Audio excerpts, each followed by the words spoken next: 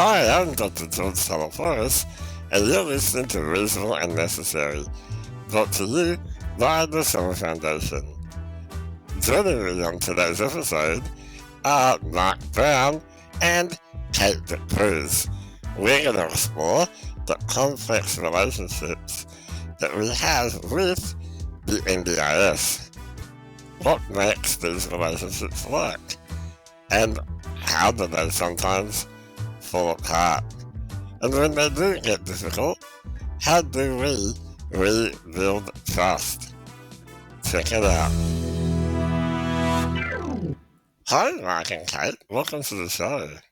Thanks you so much. You're going to talk to us about research. There's a whole research team at the Summer Foundation. What do you guys do individually? Well, I'm a research fellow at the Summer Foundation, and I have been since about 2018. And my job varies from project to project, from crunching numbers using administrative data to interviewing people and doing qualitative research. So a wide range. And Kate, yourself?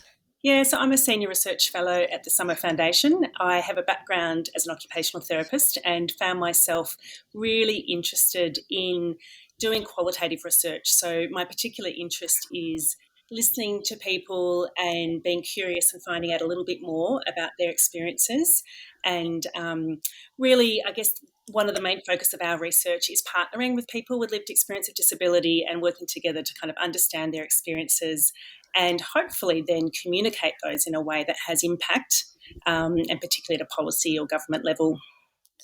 Now, you've both been doing some really interesting research around the NDIS, and you've done a study where you've done quite in-depth interviews, right? Why did you talk to people about the NDIS, and how many people did you interview? This project that we're currently working on, we began late last year, in the sort of still in the lead up to the election, and there was a lot of discussion at that time about the future of the NDIS. The S word was being thrown around a lot, sustainability of the NDIS, and so the project that we started was a qualitative project to look at the NDIS from the perspective of what it's like to be a participant, what it's like to be in the mind of the participant and live that experience. So we've been interviewing people one-on-one or two-on-one with a friend or family member or someone involved in their lives. And the interviews have been really interesting, in-depth conversations.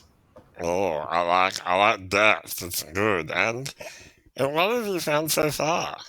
We've done 13 interviews, and the key thing is this idea of the relationship participants have with the NDIS and with the NDIA.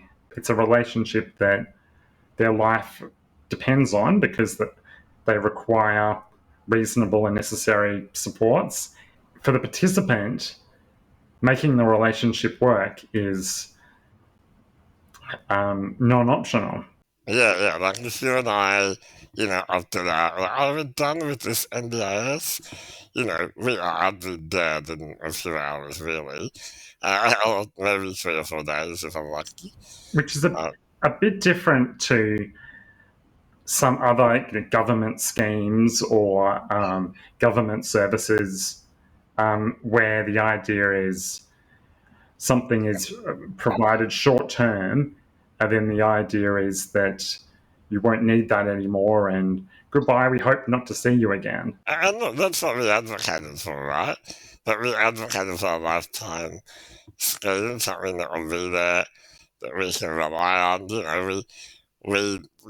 are all good things, that the NDIS is there for us.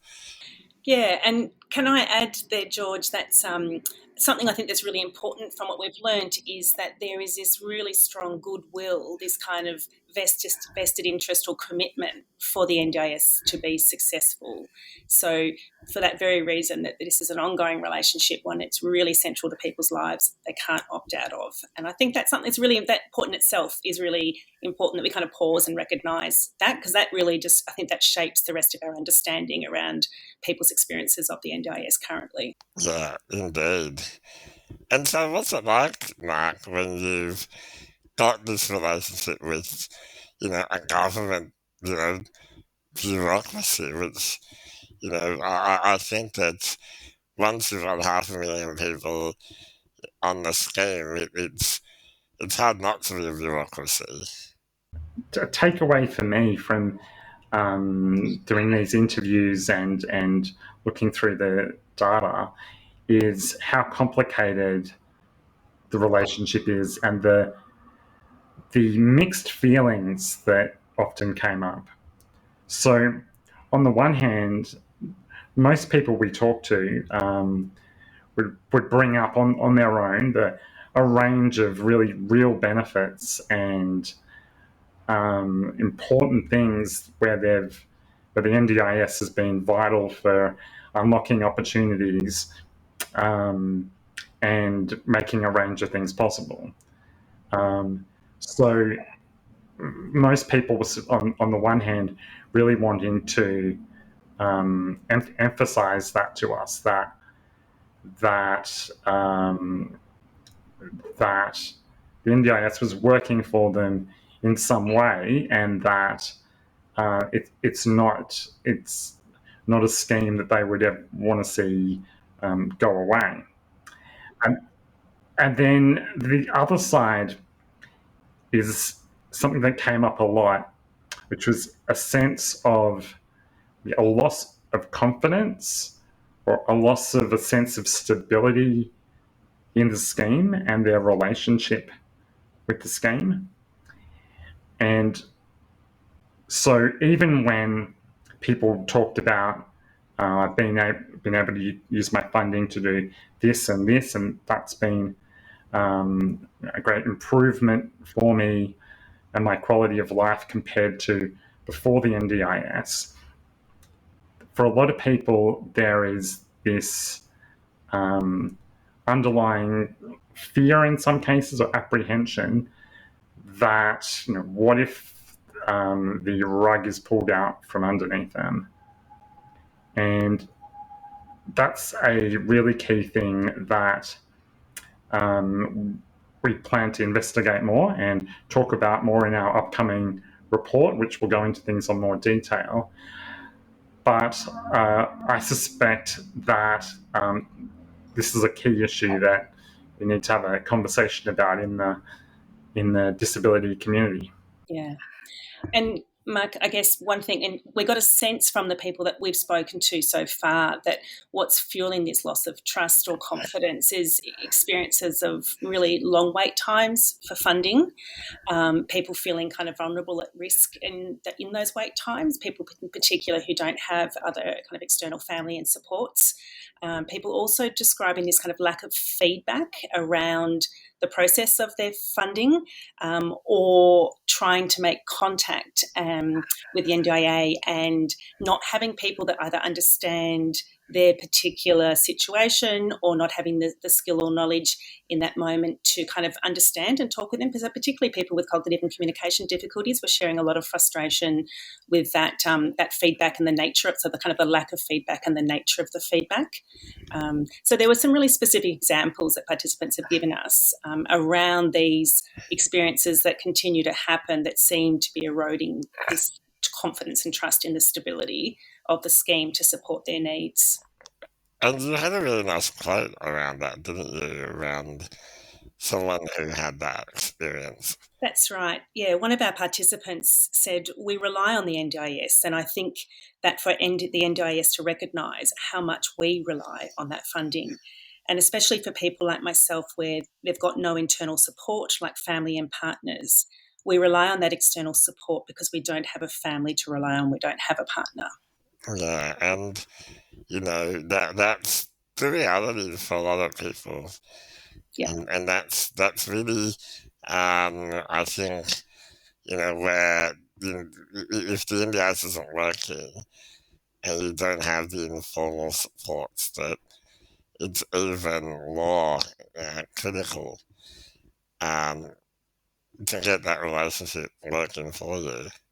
Absolutely. And people also talked about examples of where there's that gap in funding, and actually then agencies continuing to provide support without funding in that time because of the vulnerability of that person in that moment. And, that's a really big ask for someone. And what was happening is people were saying they felt guilty or uncomfortable having to be a burden on an organisation that's not being funded in that moment for providing support, but they didn't have any other option, and the agencies have recognised that. So, yeah, and those who do have external support were really reflective and concerned about others who may not, so they could recognise those risks for others. That was a really interesting thing that came up a lot in the interviews, Kate, when people would say things like, look, I've worked really hard I've advocated for myself. I've fought to be treated fairly and to get the reasonable and necessary supports I need. But I'm lucky that I had the ability to do that. And if I wasn't if I wasn't in a position to do that, what would happen to me? Yes, the self-advocacy that you need to do every day is really intense sometimes. And it is concerning that not everyone necessarily has that ability or that support or those skills to advocate for themselves. But it brings up the self-advocacies, and advocacy skills are always great to have. But if the relationship with the NDIA was a partnership where you both had the same goals, then would you have to advocate to the NDIA to support you with reasonable necessary funding, or would it be a process of let's work out the funding plan together because we both have the same goals? Yeah, and I think that goals are tricky, aren't they? Because the NDIA's goal is to obviously provide the supports in accordance with the Act, and that's all open to interpretation, and often the planner that you are lucky or unlucky enough to end up with. Is that something that came out? Yeah, that idea of, look, it depends who you happen to be put in contact with on the day. That one planner might tell you one thing, but then another planner might have a different interpretation of what the rules are, what the guidelines are, and what you're entitled to. I reckon there's a lot of fantastic, planners out there that are doing great work, right? And we need to acknowledge that. It's just that not everyone's lucky enough to land that planner, and then there's when the funding is of particular, type, like it might be SDA, then there's all the bureaucracy of getting that looked at. So it does get more complicated, doesn't it? Yeah, and I think if you go back to that, this kind of concept of being in relationship with, something that we heard from the participants was this need for consistency, or someone who understands you and your needs and can kind of travel alongside with you. So they talked about this idea of having people really relied on an ally or someone who they could trust and who could provide that support. And sometimes that would be a support coordinator or a planner, but other times it might be close others or other allied health professionals. And so that became really central. I guess that was a really kind of a central theme, wasn't it, Mark, that people talked about with this idea of having an ally. Having an ally seemed to be something that, for the people that felt like they had that, that it was something protective or something that helped them cope with the relationship that they don't have with the NDIA. So for some people, having a support coordinator that they have a really good relationship with, or a friend or family member that sort of works through their helps them work through their NDIS journey, meant that the fear and uncertainty about dealing with the NDIA was a shared problem, and seemed to make it an easier process for a lot of people.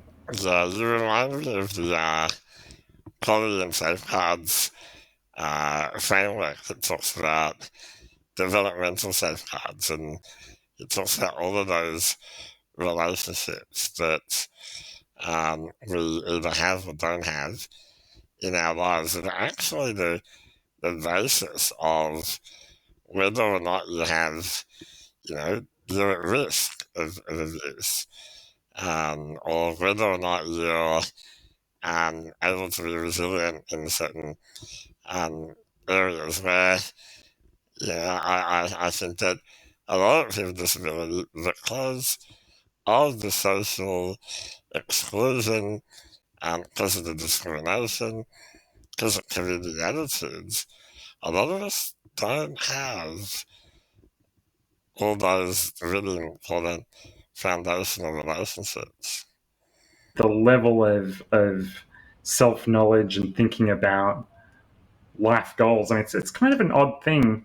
I think most people would think it's an odd thing to be on the phone or having a meeting with a government agency and talking about, what are your life goals for the next 5-10 years. It's more like a job interview question, but I don't, I'm an NDIS participant myself, and that's always a tricky part for me to answer and think about. What are my life goals, and what makes for a good life goal, and how does what I say about my goals affect what supports will be deemed reasonable and necessary? I personally find I definitely need other people to help me think through what it is I actually want. George, I've got a nice quote from another participant. Can I share that Yeah, does it? now?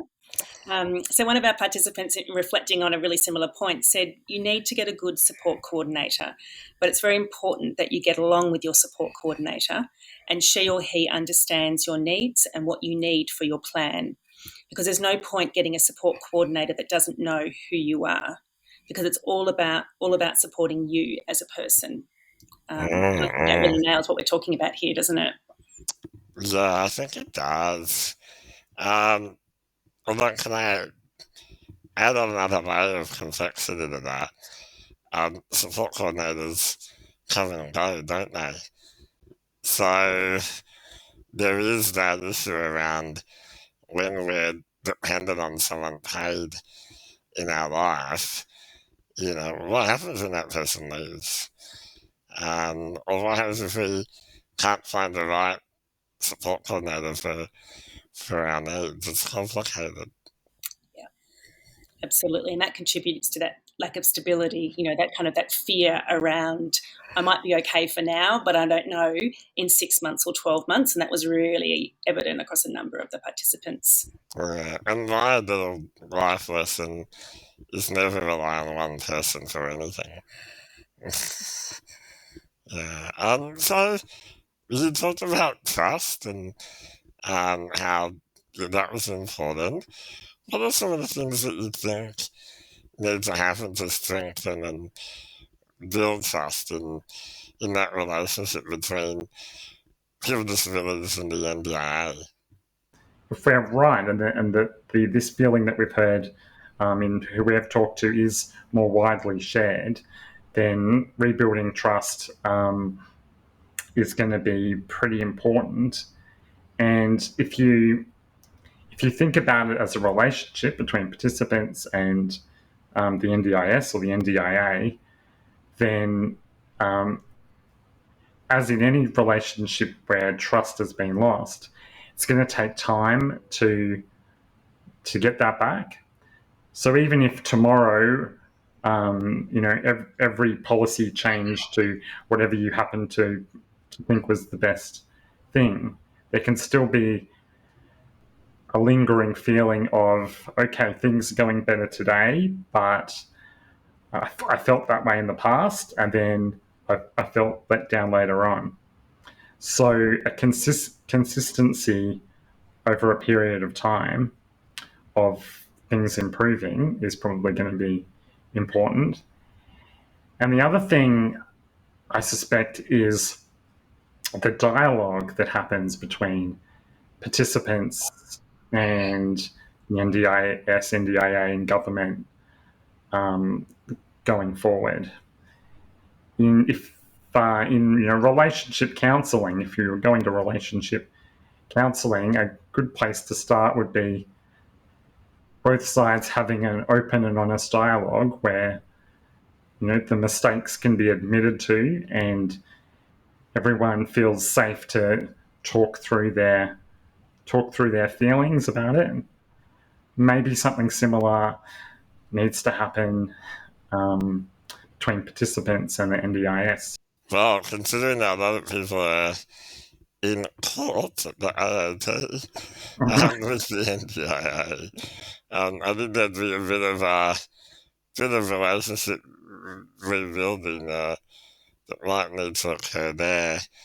But that's really tough, once the trust has been broken, like you said, you got to do some work to get it back. So ideally, Mark, what sense did you get from participants about what they want this relationship to be like?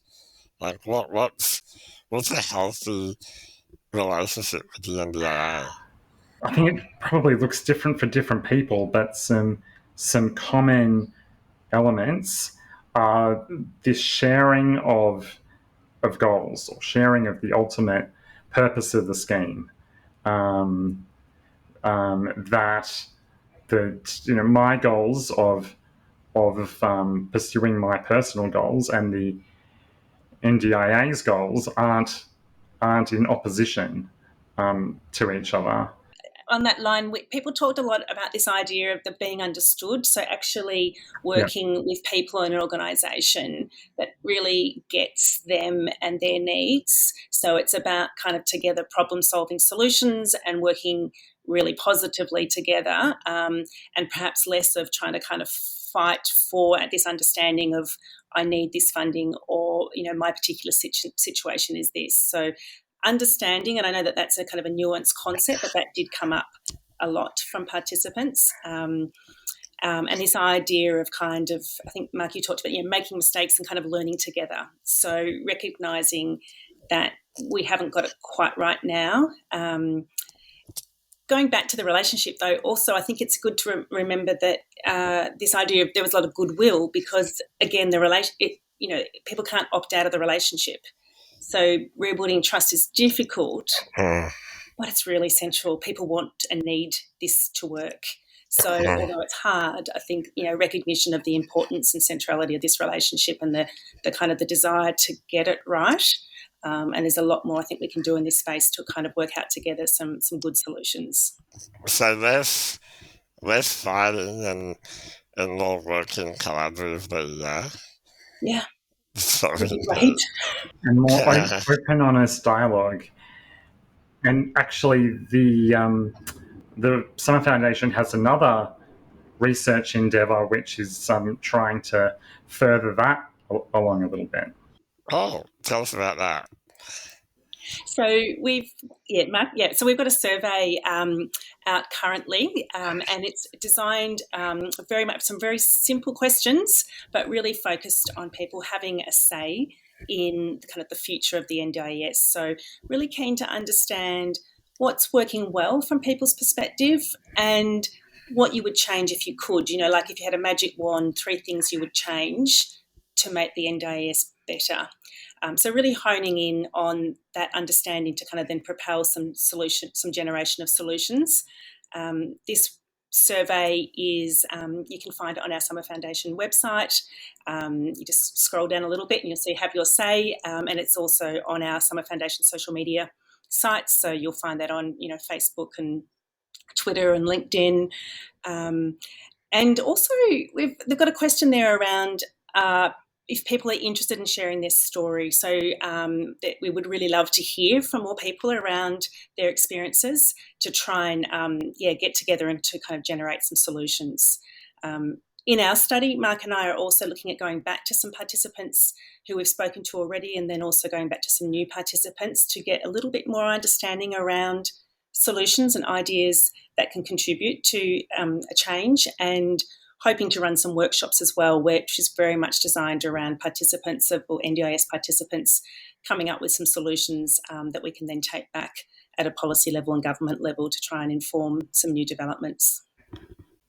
Sounds great. So when does the survey close? How long will it be open? I think mid-July it'll be closed. Mid-July 2022. That's right. Thanks, George. Yeah. Okay, great. Really encouraging people to grab that opportunity, because it is a really, it's designed as a simple survey and it's open to anybody in Australia who's an NDIS participant. And what I love about what we do at the Summer Foundation is that we don't just ask questions because we're interested. We actually use that information. So we have a new government, and it's a new day, a new opportunity to influence, and why not get involved, do the survey, and we'll use that to tell the government what people want. Absolutely. Any final comments? Well, just thank you so much, George, for having this conversation with us. And it's been great to talk about the research. We're really passionate about it, and great to hear your thoughts, and hopefully other people find it interesting. And yes, thanks, George. And a shout out to our participants as well. They know who they are. We're learning so much from spending time talking with people about their experiences, and really looking forward to sharing the learnings a bit more widely, and hopefully getting some really positive change. Yeah, and thanks to both of you for coming on the show, and hopefully we'll do another one, and we'll talk about what the findings were. That'd be brilliant. Thanks, George. All right, have a good afternoon. Thanks so much. Bye, everyone. Bye.